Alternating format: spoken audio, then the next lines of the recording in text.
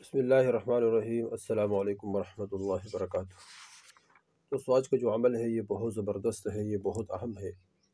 یہ ہر قسم رکاوٹ کو دور کرنے کے لیے ہے۔ وہ رکاوٹ مالی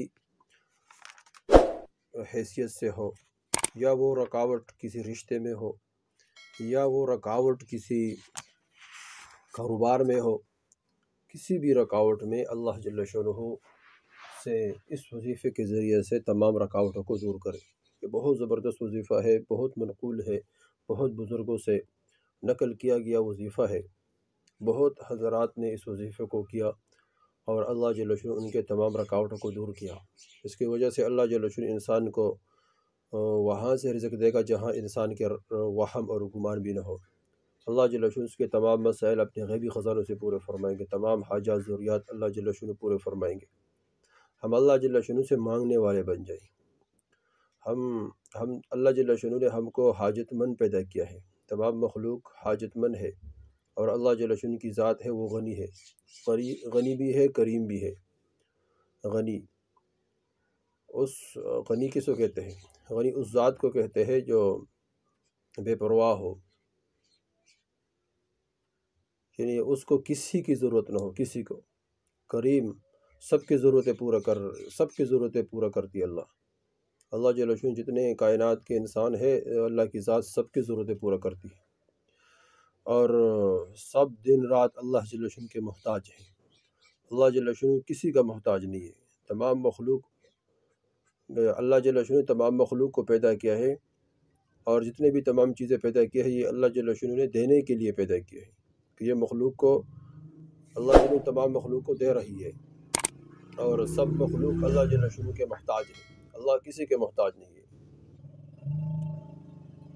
یعنی اللہ جل شانہ فرماتے ہیں کہ میں نے مخلوق اس لیے نہیں پیدا کیا میں ان سے فائدہ اٹھاؤں، بلکہ میں نے مخلوق اس لیے پیدا کیا تاکہ میں ان کو فائدہ دوں۔ اللہ جل شانہ کے خزانے سمیٹنے کے لیے نہیں ہے، اللہ جل شانہ کے خزانے دینے کے لیے ہے، بانٹنے کے لیے ہے۔ اور اللہ محتاج نہیں ہے، بندے محتاج ہیں۔ سارے بندے اللہ جل شانہ کے محتاج ہیں۔ یبسط الرزق لمن یشاء ویقدر۔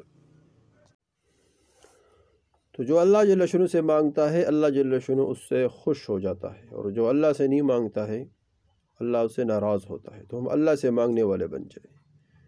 حدیث شریف میں آتا ہے لیس شیء اکرم عند اللہ من الدعاء۔ اللہ جل شانہ کے ہاں دعا سے زائد قابل کرم اکرام والا چیز کوئی نہیں ہے۔ تو ہم اللہ جل شانہ سے مانگنے والے بن جائیں۔ انبیاء علیہ السلام حال کے آنے پر اللہ سے مانگتے تھے۔ نوح علیہ السلام نے دعا مانگی، رب انی مغلوب فانتصر۔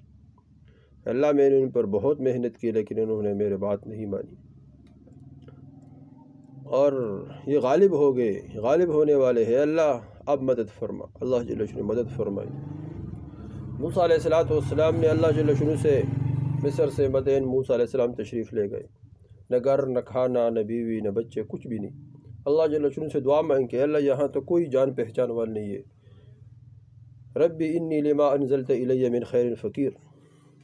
تو اللہ جل شانہ نے دعا کو قبول فرمایا، اور اللہ جل شانہ نے اس دعا کی برکت سے بیوی بھی دی، بچے بھی دی، اور اللہ جل شانہ نے مال بھی دیا۔ اس طرح اور شعیب علیہ السلام کے ہاں اللہ جل شانہ نے مکان بھی دیا، پیغمبر کے ہاں ملاقات ہوئی۔ تو ہم اللہ جل شانہ سے حال کے آنے پر اللہ سے مانگنے والے بن جائیں۔ اس طرح تمام حاجات کو، ضروریات کو پورا کرنے کے لیے، رزق کے تمام مسائل کو حل کرنے کے لیے، اور اس طرح رشتوں کے تمام پریشانی، شادی کے مسائل، رکاوٹ، اس کے حل کرنے کے لیے بہت زبردست وظیفہ ہے۔ وظیفہ دوستو اس طرح ہے کہ فجر کی نماز کے بعد ایک بار سورۃ یاسین پڑھیں۔ سورۃ یاسین کے بارے میں اللہ کے رسول نے فرمایا جو ایک دفعہ پڑھتا ہے اللہ جل شانہ اس کے تمام حاجات پورے فرماتے ہیں۔ پھر اس کے بعد 3 دفعہ سورہ فاتحہ پڑھیں، پھر اس کے بعد 3 دفعہ آیت الکرسی پڑھیں، پھر اس کے بعد 3 دفعہ چاروں قل پڑھیں، یعنی چاروں قل 3 دفعہ پڑھیں، پھر اس کے بعد 3 دفعہ درود ابراہیمی پڑھیں۔ یہ 5 اعمال ہو گئے، یعنی یہ سورۃ یاسین پڑھیں 1 دفعہ، 3 دفعہ سورہ فاتحہ پڑھیں، اور 3 دفعہ آیت الکرسی، 3 دفعہ چاروں قل، 3 دفعہ درود ابراہیم۔ اس کے بعد دعا مانگے، انشاءاللہ اللہ جل شانہ تمام ضروریات حاجات اپنے غیبی خزانوں سے پورے فرمائیں گے۔